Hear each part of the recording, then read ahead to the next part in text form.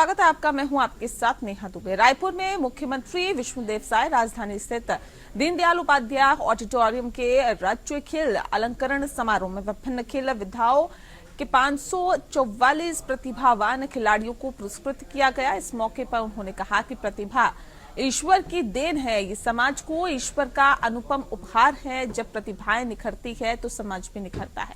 कार्यक्रम में मुख्यमंत्री ने शहीदों के परिजनों को भी सम्मानित किया और साथ ही कार्यक्रम की अध्यक्षता विधानसभा अध्यक्ष डॉक्टर रमन सिंह ने की है।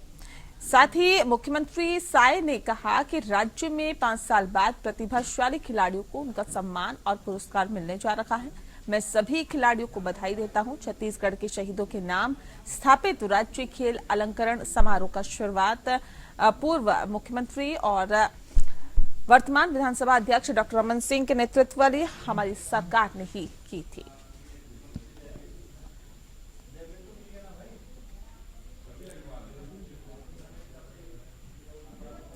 मुख्यमंत्री विष्णुदेव साय ने राजधानी रायपुर में नवनिर्मित सैनिक विश्राम गृह का उद्घाटन किया। इस भवन का निर्माण 1 करोड़ 4 लाख रुपए की लागत से किया गया। भवन में सैनिक परिवारों के लिए विश्राम कक्ष, सम्मेलन सामुदायिक हॉल और मनोविनोद कक्ष की सुविधाएं उपलब्ध है। वहीं मुख्यमंत्री विष्णुदेव साय ने कहा है कि भारतीय सेना के अदम्य साहस, रणनीतिक कुशलता और असीम देश प्रेम के चलते कोई शत्रु भारत की ओर आंख उठाकर नहीं देख सकता। आज भारत महाशक्ति है तो इसका एक बड़ा कारण भारतीय सेना है। साथ ही मुख्यमंत्री साय ने देश के लिए अपना सर्वोच्च बलिदान देने वाले 3 वीर शहीदों हवलदार नवीन कुमार नायक, मोतीराम और सिपाही मनीष कुमार के परिजनों को राज्य शासन की ओर से 20-20 लाख रुपए का अनुग्रह राशि का चेक दिया।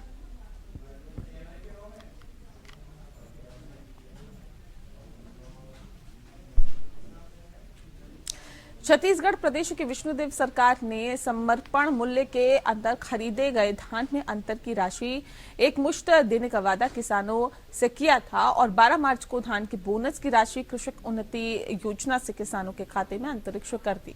बता दें आपको कि राजनांदगांव जिले में जिला सहकारी केंद्रीय बैंक के माध्यम से 1,23,131 किस्तें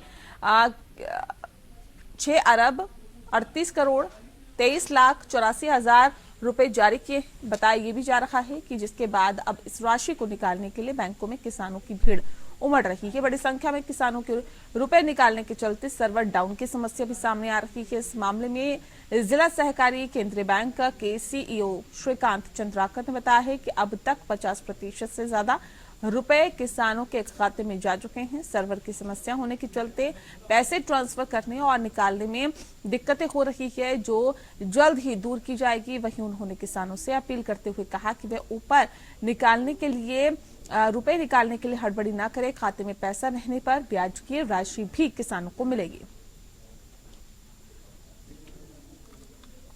मुख्य रूप से शासन के दिशा निर्देश अनुसार जो राशि प्राप्त हुई है, लगभग 1,23,000 किसान राजनांदगांव के हैं और 6 अरब 38 करोड़ रुपये उनके खातों में जाना है।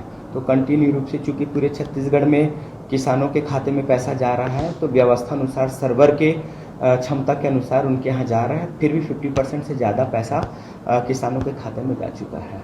सर, जैसे किसान अभी लाइन में लगे हैं, उनके लिए क्या व्यवस्था? मुख्य रूप से ये है कि मैं अपील करना चाहता हूँ कृषकों से कि ये जो भी पैसा उनके खाते में जा रहा है उस पर बैंक उनको ब्याज भी देता है, तो उसमें हड़बड़ी ना करें। उनका पैसा बैंक में ज़्यादा सुरक्षित रहेगा और ब्याज अलग से मिलेगा। आवश्यकता अनुसार समस्त शाखाओं में और निकटतम जगह पर हम उनको एटीएम की सुविधा दिए हैं। एटीएम के माध्यम से ज़रूरत के हिसाब से पैसा निकाल सकते हैं। सर, किसानों को अभी देखा गया है जहाँ किसान लाइन में लेने के लिए खड़े हुए हैं, वहाँ पानी वानी की व्यवस्था कुछ?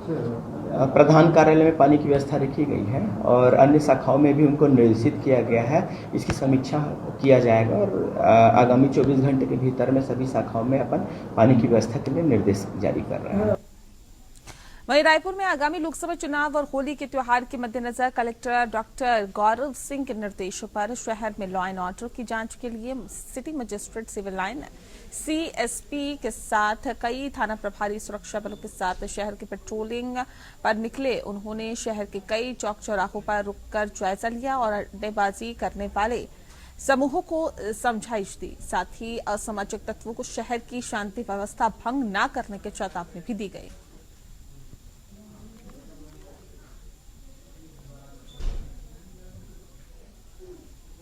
रायपुर में लोकसभा चुनाव को लेकर कांग्रेस पूरी तैयारियों के साथ ही मैदान में उतर गई है, जिसको लेकर लगातार बैठकों का दौर जारी है। कांग्रेस भवन गांधी मैदान में सुबह से ही लेकर शाम तक लगातार कांग्रेस ने मैराथन बैठकें की है। 3 पालियों में हुई इस बैठक में सर्वप्रथम पहली बैठक में रायपुर शहर के अंतर्गत आने वाले 70 वार्ड के पार्षद ब्लॉक अध्यक्ष, वार्ड अध्यक्षों की बैठक हुई। तत्पश्चात दूसरी बैठक में रायपुर जिले के अंतर्गत आने वाले जिला पंचायत अध्यक्ष, सदस्य, जनपद अध्यक्ष और सदस्यों की बैठक हुई और तीसरी बैठक में रायपुर शहर के अंतर्गत आने वाले कांग्रेस के वरिष्ठ नेतागण शामिल हुए। बैठक में रायपुर लोकसभा से कांग्रेस के प्रत्याशी विकास उपाध्याय सहित कांग्रेस के तमाम नेतागण मौजूद थे।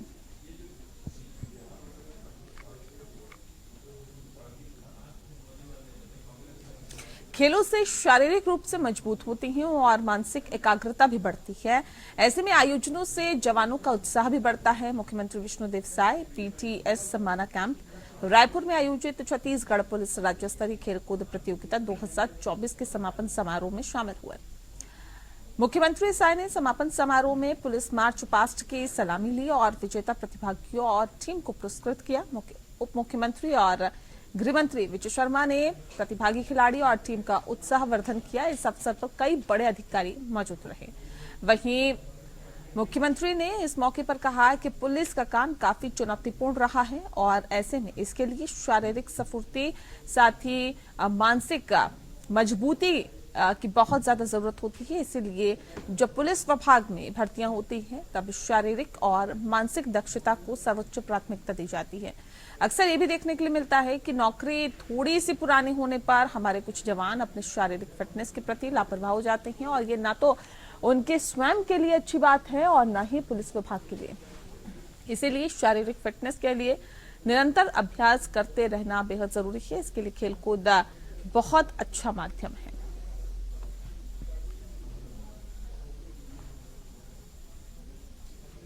वहीं आगामी लोकसभा चुनाव को लेकर छत्तीसगढ़ के पूर्व सीएम भूपेश बघेल राजनांदगांव लोकसभा प्रत्याशी घोषित होने के पश्चात ही अपने क्षेत्र के कार्यकर्ताओं में जोश और जुनून भर रहे हैं। ग्राम बाजार अतरिया में ब्लॉक स्तरीय कार्यकर्ता सम्मेलन का आयोजन किया गया, जिसमें भूपेश बघेल के साथ बड़ी संख्या में कांग्रेस कार्यकर्ता सम्मिलित हुए।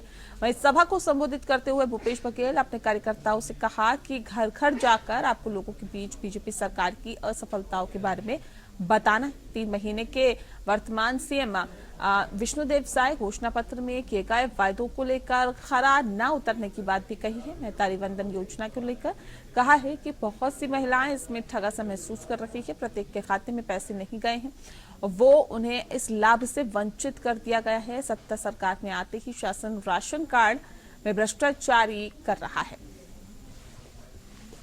हम दुर्ग और राजनांदगांव जिला एक ही था। 72 में आपका जन्म कब का है?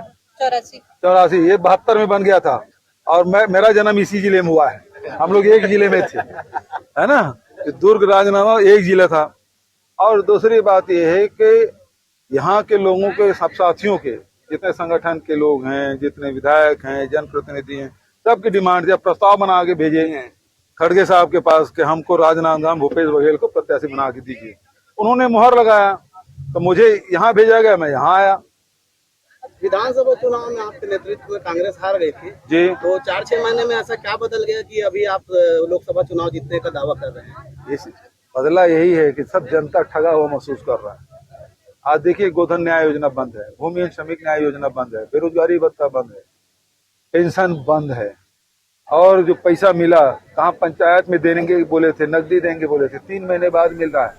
राज्यसभा के लिए बीजेपी के निर्विरोध चुने गए सांसद प्रदीप वर्मा के नामांकन शपथ पत्र पर झामुमो ने सवाल उठाए हैं। बता दें आपको कि झामुमो का आरोप है कि प्रदीप वर्मा ने अपनी चल अचल संपत्ति का विवरण छुपाया। झामुमो कार्यालय में प्रेस कॉन्फ्रेंस आयोजित की गई थी, जिसमें पार्टी के महासचिव सुप्रीमो भट्टाचार्य ने कहा है कि प्रदीप वर्मा की उत्तर प्रदेश से लेकर यहाँ तक क्या क्या संपत्ति है, इसके सारे दस्तावेज पार्टी के पास है। लोकसभा चुनाव के बाद झामुमो आयोग से भी दस्तावेज के साथ मिलेगा और उनके निर्वाचन को चुनौती देगा।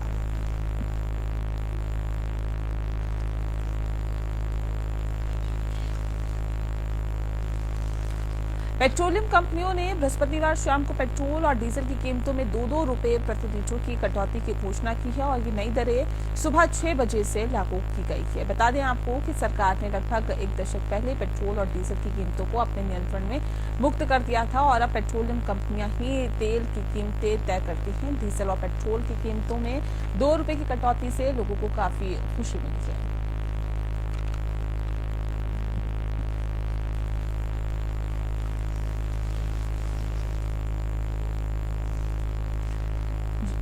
झारखंड सरकार के खेल मंत्री हफीजुल हसन अंसारी ने नवनियुक्त 14 प्रशिक्षकों को नियुक्ति पत्र प्रदान किए हैं। इसके अलावा उन्होंने 15 जिलों के लिए नियुक्ति खेल समन्वयकों को नियुक्ति पत्र दिए। इसके अलावा झारखंड में 6 नए सेंटर फॉर एक्सीलेंस की शुरुआत की। मौके पर उन्होंने कहा कि झारखंड के खिलाड़ी में प्रतिभा की कमी नहीं है। जो नए प्रशिक्षकों की नियुक्ति हुई है वे आने वाले समय में बेहतर खिलाड़ी तैयार करेंगे।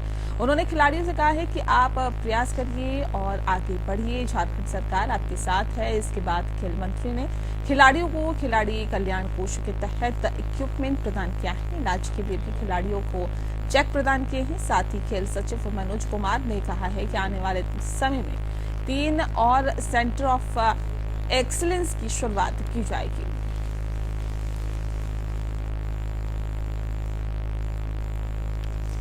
बाबा बागेश्वर धाम सरकार के पीठाधीश पंडित धीरेन्द्र शास्त्री का झारखंड में दरबार सजाया गया है। देवघर जिले में बीजेपी नेता और गोड्डा सांसद की ओर से पहली बार बाबा बागेश्वर की पहली कथा कार्यक्रम का आयोजन किया गया। देवघर कॉलेज मैदान में बाबा बागेश्वर देवघर पहुंचे, जहां पर बाबा बैद्यनाथ धाम में पूजा अर्चना के बाद ही कॉलेज मैदान में दोपहर 1 बजे से 4 बजे तक प्रवचन दिया गया। वहीं बाबा बागेश्वर धाम के पंडित धीरेन्द्र शास्त्री की प्रसिद्धता को देखते हुए प्रशासन की तरफ से सुरक्षा को लेकर कड़े व्यवस्थाएं की गई है और बाबा बागेश्वर की कथा के दौरान ही पंडाल में सुरक्षा व्यवस्था के लिए 2000 पुलिस कर्मियों की तैनाती होगी। इसके साथ ही वहां पर बाबा बागेश्वर में अपने सिक्योरिटी में भी मौजूद वहां पर लोग रहेंगे। साथ ही आपको बता दें कि शहरों में भारी वाहन के प्रवेश पर भी रोक लगा दी गई है।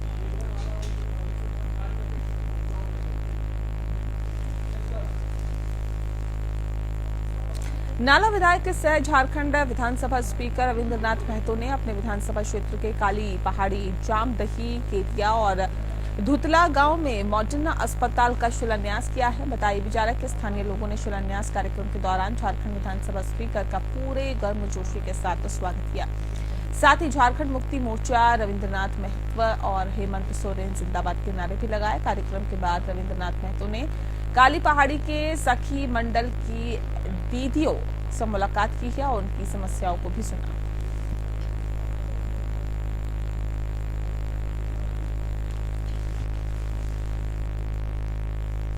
आगामी लोकसभा चुनाव 2025 बिहार विधानसभा चुनाव को देखते हुए जेडीयू अपना नया चुनावी कैंपेन शुरू करने जा रही है। इसका नाम मेरा नेता मेरा अभिमान, बड़ा है बढ़ेगा बिहार रखा गया है। इसके बारे में बिहार सरकार के पूर्व मंत्री अशोक चौधरी ने प्रेस कॉन्फ्रेंस करके जानकारी दी। इस कैंपेन से बिहार के लोग, खासकर युवा और फर्स्ट टाइम वोटर को बताया जा रहा है और साथ ही साथ 2005 से पहले बिहार कैसा था और 2005 से अब तक का बिहार कितना बदला है। साथ में ये भी बताया जाएगा कि नीतीश कुमार ने अपने 18 साल के कार्यकाल में कैसे पूरे राज्य की तस्वीर बदल दी है।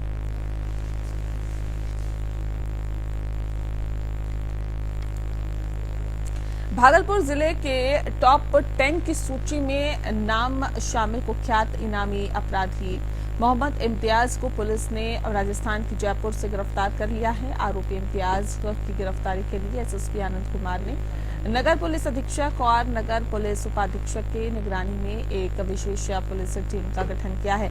साथ ही कहा है कि गठित टीम पुलिस ने कुख्यात इनामी आरोपी मोहम्मद इम्तियाज को पुलिस ने राजस्थान के जयपुर से गिरफ्तार कर लिया है। गिरफ्तार मोगलपुरा निवासी मोहम्मद इम्तियाज के विरुद्ध हत्या, लूट, चोरी, विस्फोटक पदार्थ अधिनियम आदि जैसे संबंधित कुल 10 कांड दर्ज किए गए हैं। जानकारी नगर पुलिस अधीक्षक राज ने एक प्रेस कॉन्फ्रेंस के दौरान जानकारी दी है। जो भागलपुर जिला का टॉप 10 और 50,000 रुपए का इनामी कुख्यात मोहम्मद इम्तियाज उर्फ काना, इसको राजस्थान से गिरफ्तार किया गया है। इसके ऊपर पूर्व में 10 आपराधिक कांड दर्ज किए गए थे, जो कि मुख्यतः राकेश हत्याकांड जो बबरगंज जो हबीबपुर थाना अंतर्गत प्रॉपर्टी डीलर का से संबंधित है 75-23। ये अन्य मुख्य कांडों में भी अभियुक्त रहा है, जो काजल हत्याकांड था, और जो काजल हत्याकांड के जो काजल के पिता हुए आरिफ, उन पे जो है गोली चलाने से संबंधित भी जो है इस पे कांड दर्ज था, और इसने अपने कन्फेशन में इस बात को कबूला भी है कि हाँ गोली इसी ने चलाई थी। इससे संबंधित अलग जो बबरगंज 350-22, बबरगंज 175-22 और ऐसे कुल 10 मामले जो कि गंभीर कांड श्रेणी से हैं, हत्या, विस्फोटक पदार्थ अधिनियम, चोरी और अन्य आर्म्स एक्ट, हत्या, लूट, ये सबसे संबंधित है। भागलपुर का ये पूरा मामला है। भागलपुर जिले की टॉप 10 की सूची में शामिल कुख्यात इनामी अपराधी मोहम्मद इम्तियाज को पुलिस ने राजस्थान के जयपुर से गिरफ्तार कर लिया है। आरोपी इम्तियाज की गिरफ्तारी के लिए एसएसपी आनंद कुमार ने नगर पुलिस अधीक्षक और नगर पुलिस उपाधीक्षक की निगरानी में एक विशेष पुलिस टीम का गठन किया गया था, और जहां गठित पुलिस टीम ने कुख्यात इनामी आरोपी मोहम्मद इम्तियाज को पुलिस ने राजस्थान के जयपुर से गिरफ्तार कर लिया। गिरफ्तार मोगलपुरा निवासी मोहम्मद इम्तियाज के विरुद्ध लूट, हत्या और चोरी, विस्फोटक पदार्थ अधिनियम जैसे संबंधित कुल 10 कांड दर्ज किए गए हैं।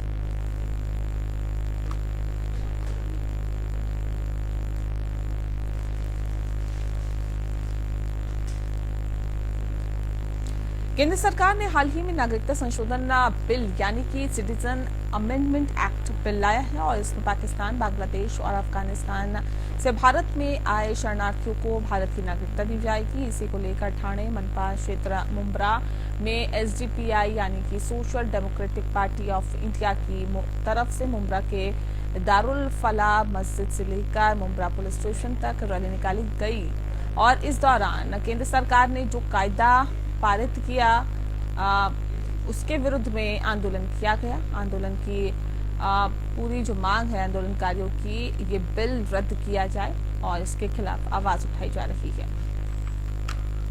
वजह है जो देश में काला कानून वापस लाया जा रहा है, जो सीएए एक्ट जो 2019 में लाया गया था, लेकिन कुछ वजह से वो नहीं पूरा फ्रेम किया गया, लेकिन ये वापस से जो थोड़े दिन पहले रेजोल्यूशन पास किया गया, और ये काला कानून के तहत जो बाहर से बांग्लादेश और अफगानिस्तान, पाकिस्तान से जो आएगा, जिनके पास नागरिकता नहीं है, हम उनको नागरिकता देंगे, सिर्फ मुसलमान को छोड़ के। तो ये काला कानून के साथ एनसीआर भी लाया जाएगा, जो एनसीआर जो आने वाले सेंसस में एनपीआर होगा, जो एनसीआर में नहीं आया तो उनको सीधा वो सिटीजनशिप से घोषित मतलब बॉयकॉट कर देंगे, उनको डिटेक्शन कैंप भेज देंगे और उनकी प्रॉपर्टी सीज किया जाएगा। तो ये काला कानून बहुत गंदा कानून है, इसको हम इसलिए वापस करना चाहिए, इसको बॉयकॉट करना चाहिए। उसके लिए हमने आज एसडीपीआई वालों ने प्रोटेस्ट रखा था। आज फिर से उन्होंने ये बयान दिया, लेकिन वो बयान देते न्यूज़ पे कुछ और, लेकिन बाद में व्हाट्सएप पे उनका ही खुद का वीडियो आता है, जो मेरे पास भी अभी भी सेव है, जो 3-4 दिन पहले का वीडियो है। उन्होंने साफ कहा है कि सीए आने के बाद मैं तुरंत एनआरसी लाऊंगा, एनपीआर लाऊंगा। तो मतलब क्या हो गया, जो नागरिकता में साबित नहीं हुआ, जो बाहर से आए हैं, जो नागरिकता में साबित नहीं हुआ, वो ये तहत के एक्ट से उनको नागरिकता मिल जाएगी, लेकिन जो मुसलमान है वो बाहर हो जाएंगे। तो मुसलमान और जो दूसरी बैकवर्ड कम्युनिटीज है वो कहाँ जाएंगे? वो ये एनआरसी के कानून के तहत अगर वो नागरिकता में नहीं है तो उनको सीधा डिटेंशन कैंप भेजा जाएगा और उनकी प्रॉपर्टी सीज किया जाएगा। और इसी के साथ फिलहाल इस बुलेटिन में इतना ही। नमस्कार।